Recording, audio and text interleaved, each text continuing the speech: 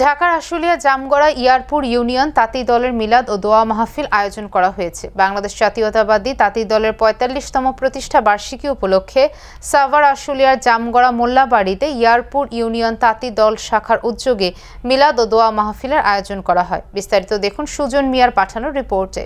উক্ত অনুষ্ঠানে শহীদ প্রেসিডেন্ট জিয়াউর রহমানের আত্মার মাগফিরাত করেন এবং দেশনেত্রী বেগম খালেদা জিয়ার রোগ মুক্তি কামনায় দোয়া করা হয়।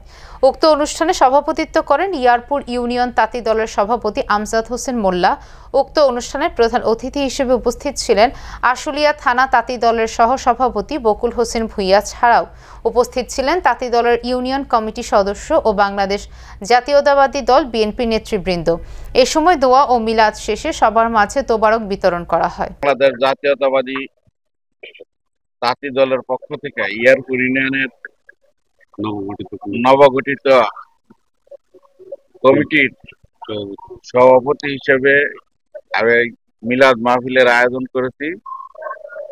আমরা এই মর্মেই মিলাদ মাহফিলের আয়োজন করেছি যে আমরা বাংলাদেশ বিএনপির অঙ্গ সংগঠনের একটা সংগঠন হিসেবে আমরা কাজ করব,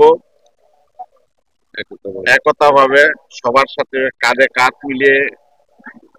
তাঁতি দল নিয়ে অনেক বড় আশা প্রত্যাশা নিয়ে কাজ করার চিন্তা ভাবনা করতেছি। আমাদের চিন্তা ভাবনা যেন আল্লাহ কামিয়াত করে, এই চিন্তা ভাবনা যেন আমি 10 জনের সাথে মিলেমিশে একাকার হয়ে এই দলকে এগিয়ে নিয়ে যেতে পারি, এই আশা ব্যক্ত করছি।